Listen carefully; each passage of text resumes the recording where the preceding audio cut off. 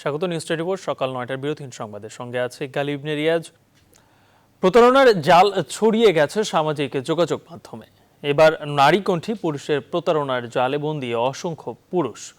প্রথমে নারীদের নাম ব্যবহার করে ভুয়া আইডি খোলা হয়, এরপর বন্ধুত্বের আবেগ বাড়লেই শুরু হয় ব্ল্যাকমেইলিং।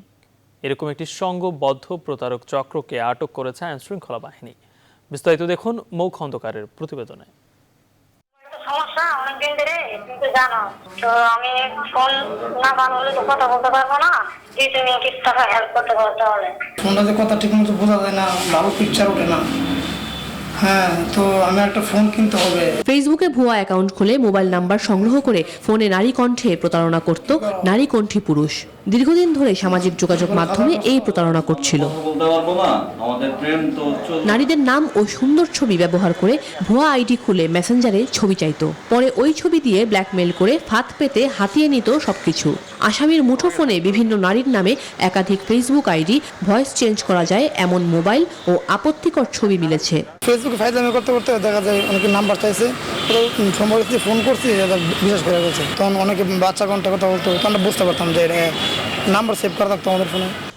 সম্প্রতি প্রতারণার শিকার এই ভুক্তভোগী জানান ফাঁদে পড়ার গল্প। আস্তে আস্তে সে যেহেতু ইতিমধ্যে কিছু কথাবার্তা হয়েছে এবং কিছু মেসেজ আদান প্রদান হয়েছে, এগুলোর সূত্র ধরে বলতে থাকে যে আরো কিছু টাকা পাঠাতে হবে। সাইবার অ্যান্ড স্পেশাল ক্রাইম বিভাগের যুগ্ম পুলিশ কমিশনার বলেন, বন্ধু কিছুটা আবেগের জায়গায় পৌঁছালে তারা ব্ল্যাকমেইল করে প্রতারণার জাল ফেলতো। এরকম অসংখ্য মানুষকে তারা এরকমভাবে পটিয়ে, আর অনেকেই মনে করে যে একটা মেয়ে এবং মেয়েটার ছবি একটা সুন্দর ছবি দেয়, কিন্তু আসলে সে মেয়ে না, সে ছেলে। প্রাথমিক জিজ্ঞাসাবাদেই পাওয়া গেছে অভিনব নানান তথ্য। এই অ্যাপসটার মাধ্যমে মানুষকে ব্ল্যাকমেইল করছে। আমরা মনে করি সমাজের প্রতিটি মানুষকে অন্তত এই দিকে একটু খেয়াল রাখা উচিত যে কোনো মেয়ে ফ্রেন্ড রিকোয়েস্ট পাঠালে, মেয়ে কণ্ঠে কথা বললেই তারা যেন তাদের প্রতি না হয়, আসক্ত না হয়ে একটু যেন অ্যালার্ট থাকে।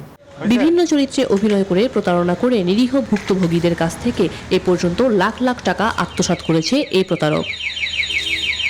মৌ খন্দকার, নিউজ 24, ঢাকা।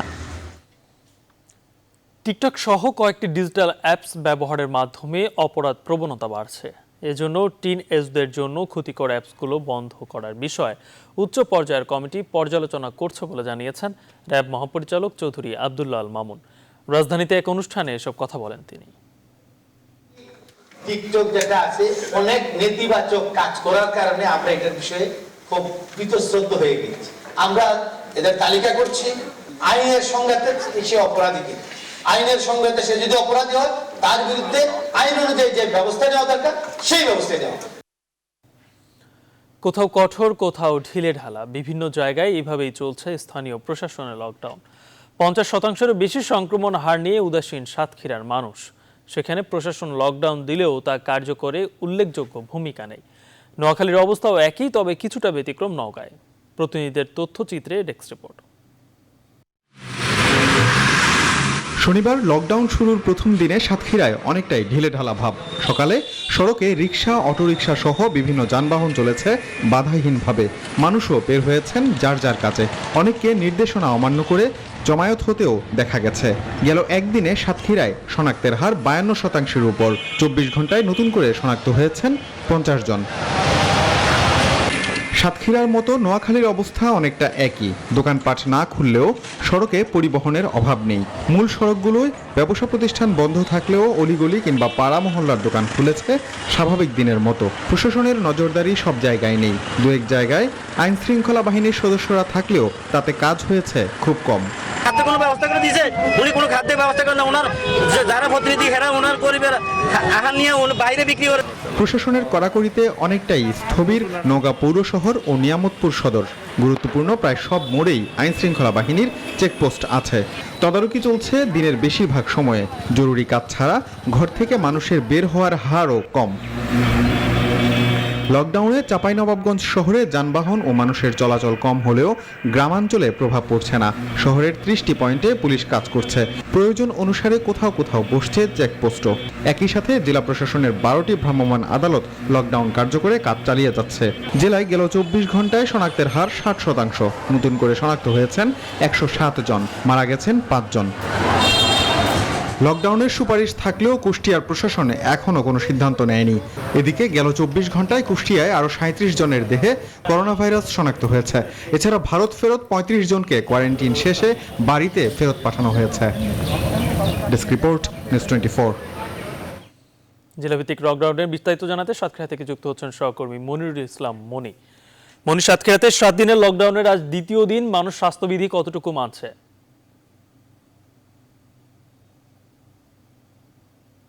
সাতক্ষীরায় প্রথম দিনের মতো দ্বিতীয় দিনের লকডাউন শুরু হয়েছে। গত 24 ঘন্টায় করোনা আক্রান্ত হয়ে একজনের মৃত্যু হয়েছে, আর করোনা উপসর্গ নিয়ে মৃত্যু হয়েছে 3 জনের। আমাদের মেডিকেল অফিসার জয়ন্ত চট্টোপাধ্যায় জানিয়েছেন যে সাতক্ষীরা মেডিকেল হাসপাতাল এবং পিসিআর ল্যাবের তথ্য অনুযায়ী 188 জনের নমুনা সংগ্রহ করে 89 জনের করোনা পজিটিভ পাওয়া গেছে। সকাল থেকে আমরা দেখতে পেয়েছি যে সাধারণ মানুষ তাদের নিজ নিজ কর্মস্থলে যেভাবে পেরেছেন সেভাবে van, easy bike, nosimon Korimon, বৈধ অবৈধ বিভিন্ন যানবাহন যোগে তারা বিভিন্ন কর্মসংস্থানে বেরোয়েছেন। এছাড়া সাতক্ষীরার 138 কিলোমিটার সীমান্ত জুড়ে বিজিবি টহল জোরদার করা হয়েছে, যাতে সীমান্তবর্তী জেলা ভারত থেকে কেউ অবৈধভাবে বাংলাদেশে প্রবেশ করতে না পারে। ইতিমধ্যে গত এক সপ্তাহে সাতক্ষীরা 33 ব্যাটালিয়ন বিজিবি 31 জনকে আটক করেছে। তাদেরকে বিভিন্ন হোম কোয়ারেন্টাইনে রাখা হয়েছে। এছাড়া আমরা দেখেছি প্রথম দিনের মতো অনেকটা ঢিলেঢালা ভাব, কিন্তু সাতক্ষীরার 5টি পয়েন্টে পুলিশ চেকপোস্ট বসিয়েছে। এছাড়া সাতক্ষীরার সীমান্তবর্তী জেলা যশোর এবং খুলনার সীমান্তবর্তী এলাকায় পুলিশের চেকপোস্ট রয়েছে। এই ছিল সাতক্ষীরার সর্বশেষ খবর। গালিব। করোনা সংক্রমণ বেড়ে যাওয়ায় সাতক্ষীরায় 7 দিনের লকডাউনের দ্বিতীয় দিন আজ, সে বিষয়ে সর্বশেষ জানাচ্ছিলেন সহকর্মী মনিরুল ইসলাম মনি। লোকসান হলেও ভ্যাকসিন নিয়ে চীনের সাথে জটিলতা দ্রুত নিরসন করতে সরকারকে পরামর্শ দিয়েছেন বিশ্লেষকরা। তারা বলছেন, চীনের টিকা না পেলে বড় ধরনের সংকটে পড়বে দেশ। পাশাপাশি দেশের সরকারি বেসরকারি পর্যায়ে টিকা উৎপাদনের ব্যবস্থা করতে সরকারকে দ্রুত পদক্ষেপ নেওয়ার পরামর্শ তাদের। এদিকে বাংলাদেশকে দ্বিতীয় দফায় উপহারের জন্য যে 6 লাখ টিকা দেওয়ার কথা তা 13 জুনের মধ্যে পাঠাতে প্রস্তুত রয়েছে চীন। আরিফিন শাকিল জানাচ্ছেন বিস্তারিত।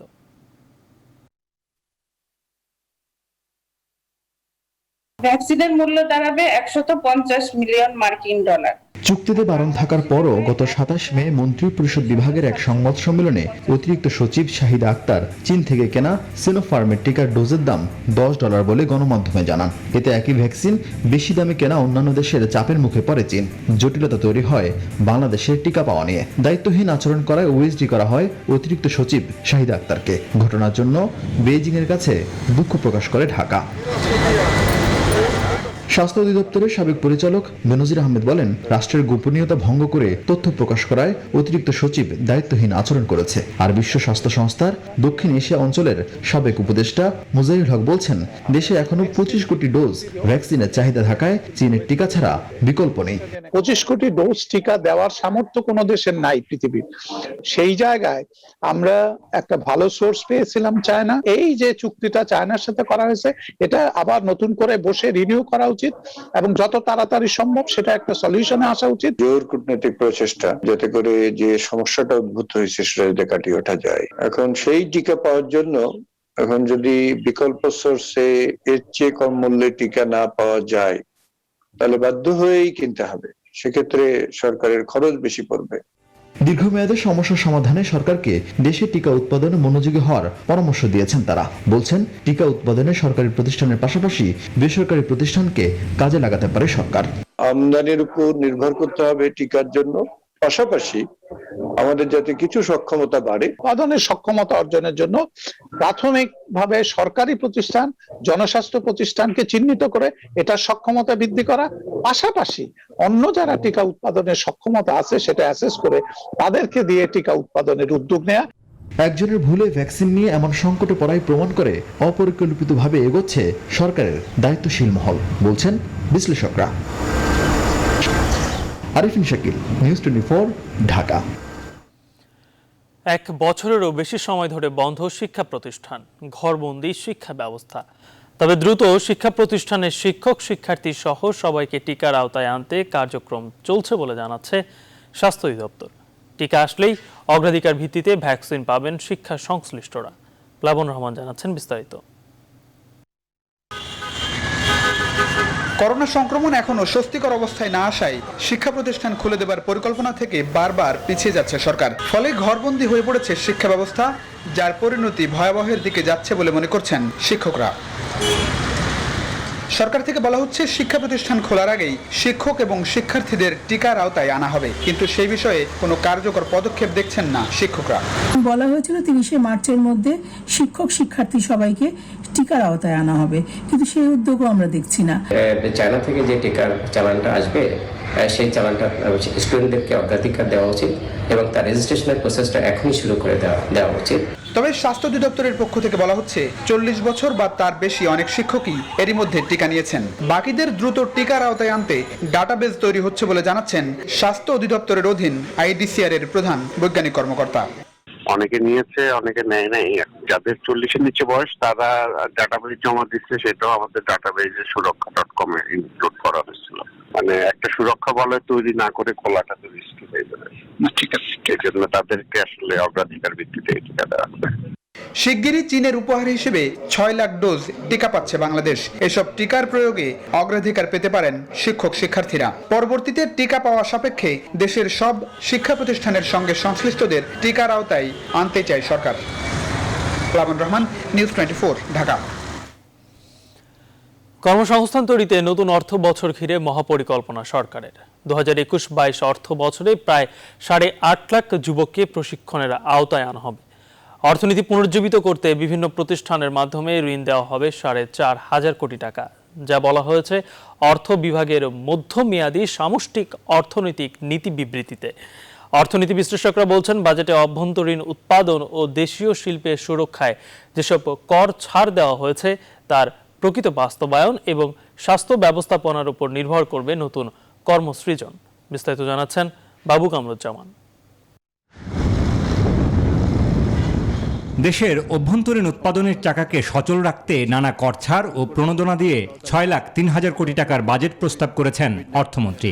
ব্যবসাবান্ধব বাজেটের মাধ্যমে ব্যবসায়ীরা উৎপাদনে গেলে মিটবে কর্মসংস্থানের চ্যালেঞ্জ, এমন আশার কথাও জানিয়েছেন আহম মুস্তফা কামাল। রাজস্ব সংগ্রহের লক্ষ্যমাত্রা ধার্য করা হয়েছে। প্রস্তাবিত বাজেটে কর্মসংস্থানে কি ধরনের কৌশল নেওয়া হচ্ছে সেদিক লক্ষ্য রেখে সরকারের মধ্যমেয়াদী সামষ্টিক অর্থনৈতিক নীতি বিবৃতিতে বেশ কিছু কৌশলের কথা তুলে ধরেছে অর্থ বিভাগ, যেখানে বলা হয়েছে অর্থ বিভাগের স্কিলস ফর এমপ্লয়মেন্ট প্রকল্পের মাধ্যমে প্রায় 8.5 লাখ যুবককে প্রশিক্ষণ দেয়া হবে আসছে অর্থ বছরে। এছাড়া দেশের বেকার যুবক ও যুব মহিলাদের কর্মসংস্থান তৈরিতে প্রশিক্ষণ দেয়া হবে 4.25 লাখ, যা কর্মসংস্থানের চ্যালেঞ্জ মোকাবেলায় সক্ষম হবে বলে মত পরিকল্পনা মন্ত্রীর। অবশ্যই কর্মসংস্থান নতুন আসতে বাধ্য, কারণ ইকোনমি তো এক্সপান্ড করছে, এটা তো অস্বীকার করার ব্যাপার নাই। আমরা হয়তো বলছি আগে 7-8% কাছাকাছি চলে গেছিলাম, এবার 4-5 নেমেছি, এবার আমরা টার্গেট করছি 7 ভাগ। এখানে যেটা কর্মসংস্থান হবে সেটা হলো শিক্ষিত বেকারদের জন্য এবং যাদের কিছু টেকনিক্যাল স্কিল আছে তাদের কর্মসংস্থান। সেটাও যদি হয় সেটা কিন্তু অর্থনীতিতে একটা বড় অবদান রাখবে। আসছে বাজেটে গ্রামীণ অর্থনীতিকে পুনরুজ্জীবিত এবং কর্মসংস্থান বাড়াতে ব্যাংক, পিকেএসএফ ও আর্থিক প্রতিষ্ঠানের সহায়তায় সরকার ঋণ বিতরণ করতে চায় 4,700 কোটি টাকা। তবে অর্থনীতি বিশ্লেষকরা বলছেন, বিনিয়োগ ও কর্মসংস্থান তৈরির বড় চ্যালেঞ্জ বাজেটে ঘোষিত শিল্প খাতে নীতি প্রণোদনার সুফল বাস্তবায়ন এবং স্বাস্থ্য ব্যবস্থাপনা। আলটিমেট সমাধান হলো ভ্যাকসিনেশনের কাজ। সেটা যদি আমরা ঠিকমতো করতে পারি তাহলে অর্থনীতি আবার সচল থাকবে এবং কন্টিনিউয়াসলি সচল থাকবে এবং সেই ক্ষেত্রে কর্মসংস্থান হওয়ার সম্ভাবনাটা বেড়ে যাবে। ইনফর্মাল খাত, কৃষি খাত বা কৃষির সংশ্লিষ্ট খাতে কিন্তু প্রচুর নতুন নতুন জব ক্রিয়েট হচ্ছে, সেখানে কিন্তু আমাদের সাংস্কৃতিক কারণে এরা অনেকে যেতে চান না। হিসাব বলছে দেশে প্রতি বছর প্রায় 20 লাখ লোক কর্মবাজারে প্রবেশ করেন। যদিও মহামারী করোনায় বেকার হয়েছেন প্রতি 4 জন যুবকের 1 জন, যা প্রায় 27.5%। বাবু কামরুজ্জামান, নিউজ 24, ঢাকা। চালের দাম যেখানে কম থাকার কথা সেখানে কেজি প্রতি 3 থেকে 4 টাকা করে বেড়ে গেছে। দেশের সবচেয়ে বড় চালের মোকামের জেলা নওগাঁ পাইকারি ও খুচরা বাজারে একযোগে হয়েছে এই মূল্যবৃদ্ধি। মাত্র এক সপ্তাহের ব্যবধানে দরের এই ঊর্ধ্বগতির জন্য ধানের বাড়তি দামের অজুহাত ব্যবসায়ীদের। বাবুল আক্তার রানার তথ্য ও ছবিতে ডেস্ক রিপোর্ট। ধান চাল উৎপাদনে অন্য জেলার তুলনায় দীর্ঘ সময় ধরে এগিয়ে উত্তরের জেলা নওগাঁ। সারা দেশে চালের দামের উঠানামা তাই অনেকটাই নির্ভর করে এখানকার বাজারের উপর। এক সপ্তাহের ব্যবধানে নওগাঁর পাইকারি ও খুচরা বাজারে চালের দাম বেড়ে গেছে। বাজার ঘুরে জানা যায় ৪৭ থেকে ৫০ টাকার কাটারি চাল এখন ৫০ থেকে ৫২ টাকায় বিক্রি হচ্ছে।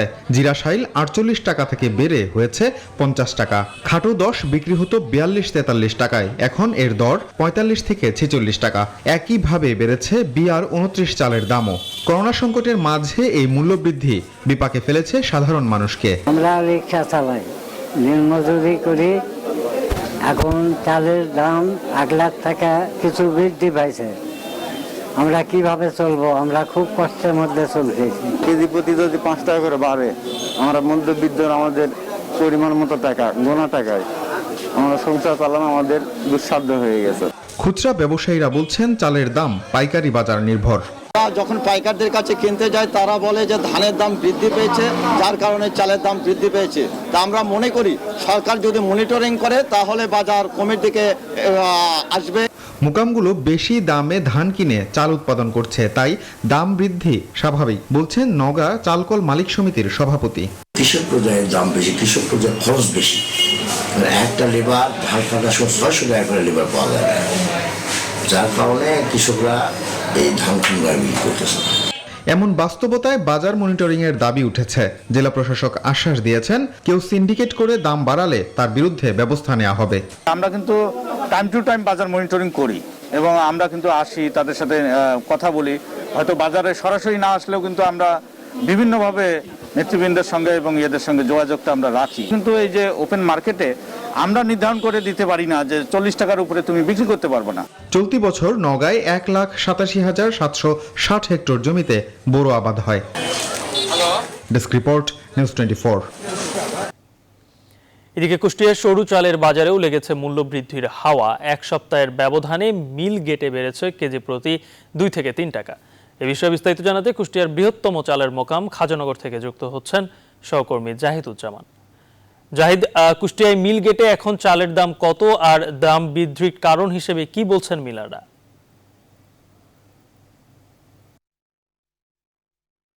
নওগাঁর সংবাদ, ঠিক কুষ্টিয়ার ব্যাপারটিও তাই। এখানকার ব্যবসায়ীরা, মিল মালিক, তারা কিন্তু সবাই বলছেন যে এবার মৌসুমের শুরুতেই, অর্থাৎ বড় মৌসুমের শুরু থেকেই ধানের দাম বৃদ্ধি, এবং এখন প্রতিনিয়ত কিন্তু ধানের দাম বৃদ্ধি পাচ্ছে, যে কারণে একই সঙ্গে চালের দাম বৃদ্ধি পাচ্ছে। আপনি জানেন যে কুষ্টিয়াতে সরু চালের জন্য বিখ্যাত, বিশেষ করে মিনিকেট এই কুষ্টিয়ার বিভিন্ন অটো রাইস মিলে তৈরি হয়। এখানে প্রায় ৫৫টি অটো রাইস মিল আছে এবং আরও মিল আছে ২ থেকে ৩০০-র উপরে, মোট ৪০০ মিল এখানে আছেন। এখানকার ব্যবসায়ীরা বলছেন যে যেভাবে তাদেরকে ধান কিনতে হচ্ছে সেইভাবেই মূলত আসলে চালের দামটা বৃদ্ধি পাচ্ছে। আজকে মিল গেটে আরও ১ টাকা চালের দাম বৃদ্ধি পেয়েছে, অর্থাৎ ৫৩ টাকা সরু চাল এখানে বিক্রি হচ্ছে। গতকাল যেটা ৫২ টাকা বিক্রি হয়েছে। আমি একজন মিল মালিক এবং Bangladesh auto rice mill owners অ্যাসোসিয়েশনের সাধারণ সম্পাদক মফিজুল ইসলামের সাথে কথা বলবো। মফিজ ভাই, এই যে চালের দাম বৃদ্ধি পাচ্ছে, এটার কারণটা কি? চাউলের দাম বৃদ্ধি পাওয়ার কারণ, যেহেতু সরকার ১,০৮০ টাকা করে ধানের একটা রেট নির্ধারণ করেছে, এই রেটটা দেওয়ার কারণে অনেক চাষিরা আসলে এই বছরে, আমি বলতে পারি না, প্রায় আমার ৩৫ বছর ব্যবসার অভিজ্ঞতায় চাষিরা ধান কম বেচছে আমার মনে হচ্ছে। বাজারে ধানের মনে হচ্ছে বাজারে বিক্রি হচ্ছে না। আমরা মিলাররা আমরা এই যে খাজানগর যে আমাদের যে অটো রাইস মিল আছে ৪৯টি এবং হাস্কিন রাইস মিল প্রায় ১৫০ থেকে ২০০ রাইস মিল আছে, আসলে এরা কেউই এবার ভালোভাবে ধান এখনো কিনতে পারি নাই। এখনো ভালো মজুদ, যেমন প্রতি বছর ২ মাসের ১ মাসের মানে যে মজুদ করে ধানটা, সেই ধানটা এখনো আমাদের কোনো মিল মালিকরা ক্রয় করে নাই। প্রথমেই বাজারটা, আমরা শুধু চাউলের ব্যবসা করি, প্রথমেই বাজারটা ছিল ১১২০-১৩০ টাকা মন। সেখানে আমরা মনে করেছিলাম যে বাজারটা হয়তো ৯০০ কি ১,০০০ টাকায় আসতে পারে, যে কারণে আসে নাই। এখন আজকের বাজার, যেমন আজকে মোকামে ভৈরপার মোকামে আপনার এই মুহূর্তে ধানের অর্ডার করতে গেলাম, বলছে ১২৭৫ টাকা ধান। গালিব যেমনটি শুনছিলেন যে আসলে মূলত ধানের দাম বৃদ্ধির কারণেই কিন্তু এইভাবে চালের দাম বেড়েছে। এবং আমি আজকে খুচরা বাজারেও খবর নিয়েছি, সেখানে গত সপ্তাহে যেমন 53 টাকা কেজি মিনিকেট বিক্রি হচ্ছে, আজকে সেখানে 56 টাকা কেজি বিক্রি হচ্ছে। এই ছিল আমার কাছে সর্বশেষ। আমি চলে যাচ্ছি স্টুডিওতে। গালিব। সপ্তাহ ব্যবধানে চালের দাম বৃদ্ধি পেয়েছে 2 থেকে 3 টাকা। এই বিষয়ে সর্বশেষ জানাতে কুষ্টিয়ার সব থেকে বড় মোকাম খাজানগর থেকে যুক্ত হয়েছিলেন সহকর্মী জাহিদুজ্জামান। চলতি বছরের সেপ্টেম্বরে চালু হওয়ার কথা দেশের সর্বদক্ষিণের কুয়াকাটা সমুদ্র সৈকত এবং পায়রা সমুদ্র বন্দর পর্যন্ত ফেরিবিহীন সড়ক যোগাযোগ। কর্তৃপক্ষ বলছেন এরই মধ্যে সেতুর 95% কাজ সম্পন্ন হয়েছে। এখন চলছে শেষ মুহূর্তের সৌন্দর্য বর্ধনের কাজ। আর এ লক্ষ্যে দিন রাত কাজ করছে চীনা ঠিকাদারি প্রতিষ্ঠান। সেতু চালুর খবরে খুশি স্থানীয়রা। বরিশাল থেকে রাহাত খানের তথ্য ও চিত্রে ডেস্ক রিপোর্ট। বরিশাল কুয়াকাটা মহাসড়কের লেবুখালীর পায়রা নদীর উপর পায়রা সেতু নির্মাণের কাজ শুরু হয় 2016 সালের 24 July. Kuwait fund for Arab economic development এবং ওপেক ফান্ড ফর ইন্টারন্যাশনাল ডেভেলপমেন্টের যৌথ অর্থায়নে প্রায় 1500 কোটি টাকা ব্যয়ে সেতু নির্মাণের দায়িত্ব পায় চীনা ঠিকাদারি প্রতিষ্ঠান লংজিয়ান রোড অ্যান্ড ব্রিজ কোম্পানি। 2 দফায় প্রকল্পের মেয়াদ বাড়িয়ে 2022 সালের 30 জুন নির্ধারণ করা হয় প্রকল্প সম্পন্নের কাজ। তবে তার আগেই আসছে সেপ্টেম্বরের মাঝামাঝি সময়ে সেতু চালু করতে তৎপরতা চালাচ্ছেন কর্তৃপক্ষ। ঠিকাদারের সাথে আমাদের যে চুক্তি, তাতে ব্রিজটা অক্টোবরে শেষ হওয়ার কথা। তা আমরা ইতিমধ্যে আলাপ করেছি, এটা অবশ্যই আমরা চেষ্টা করতেছি তার আগে শেষ করার জন্য। 1470 মিটার দৈর্ঘ্য এবং 19.76 মিটার প্রস্থ বিশিষ্ট মূল সেতুর 95% কাজ শেষ হয়েছে। এখন চলছে শেষ মুহূর্তের সৌন্দর্য বর্ধনের কাজ। ব্রিজের উপরে ওয়ারিং কোর্সের কাজ চলছে, অ্যাপ্রোচের বাইন্ডার কোর্স চলছে, ওয়ারিং কোর্সের কাজও শুরু হবে। আমরা আশা করছি যে আমরা নির্ধারিত সময়ের আগে আমরা ব্রিজ চালু করতে পারবো। নৌপথ সচল রাখার পাশাপাশি পর্যটন কেন্দ্র কুয়াকাটার কথা বিবেচনা করে নান্দনিকতায় নির্মাণ করা হয়েছে পায়রা সেতু। লঞ্চ চলাচলের জন্য যে ভার্টিক্যাল ক্লিয়ারেন্স এবং হরিজন্টাল ক্লিয়ারেন্স বেশি রাখতে হয়, এই বেশি রাখার জন্যই আসলে এটা একটা বিশেষ টেকনোলজি। এই মুহূর্তে আমরা নির্দ্বিধায় বলতে পারি বরিশাল অঞ্চলের সবচেয়ে সুন্দর ব্রিজ হচ্ছে এই ব্রিজটি। সেতুর উদ্বোধনের খবরে উচ্ছ্বসিত দক্ষিণাঞ্চলের মানুষ। এই দক্ষিণাঞ্চলে যে ভোগান্তি ছিল, ফেরির ভোগান্তি, এটির অবসান হবে। 10 মিনিট লাগবে যাইতে আর আইতে, আন্ত ঘন্টার পর ঘন্টা দিনে ব্রিজ চালু হলে আর দুর্ভোগ থাকবে না। 2013 সালের 19 মার্চ প্রধানমন্ত্রী শেখ হাসিনা লেবুখালী পায়রা সেতুর ভিত্তিপ্রস্তর স্থাপন করেন। Desk report, news 24। এই ছিল নিউজ 24 বিরতির সংবাদের সঙ্গে থাকায় ধন্যবাদ সবাইকে।